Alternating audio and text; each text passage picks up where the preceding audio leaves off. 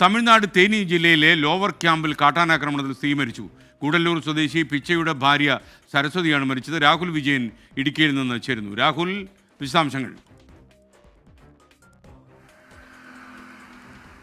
SKN ഇന്നലെയാണ് ഈ കാട്ടാന ആക്രമണം ഉണ്ടാകുന്നത്. തോട്ടം തൊഴിലാളിയാണ് സരസ്വതി. തോട്ടത്തിലെ ജോലി കഴിഞ്ഞ് തിരിച്ചു മടങ്ങുന്നതിനിടെയാണ് ഈ കാട്ടാന ആക്രമണം ഉണ്ടാവുകയും ഈ സരസ്വതിക്ക് ദാരുണ അന്ത്യമുണ്ടാവുകയും ചെയ്യുന്നുള്ളതാണ് ഏറ്റവും പ്രധാനപ്പെട്ട കാര്യം. വനാതിർത്തിയോട് ചേർന്നുള്ള മേഖലയാണ്.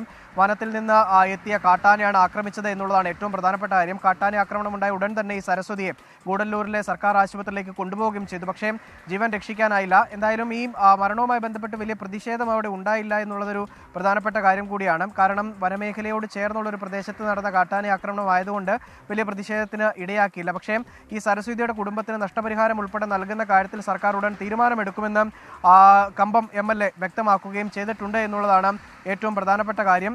ഇത് ഇടുക്കി അതിർത്തി മേഖലയിൽ നിന്നുള്ള കാട്ടാന സ്ഥിരമായിട്ട് ഈ പ്രദേശത്തേക്ക് എത്താറുണ്ട് എന്നുള്ളൊരു പരാതി കൂടി നാട്ടുകാർ ഈ ഘട്ടത്തിൽ മുന്നോട്ട് വെക്കുന്നുണ്ട് എന്നുള്ളതും എടുത്തു പറയേണ്ടതാണ്. SKN. ഓക്കെ.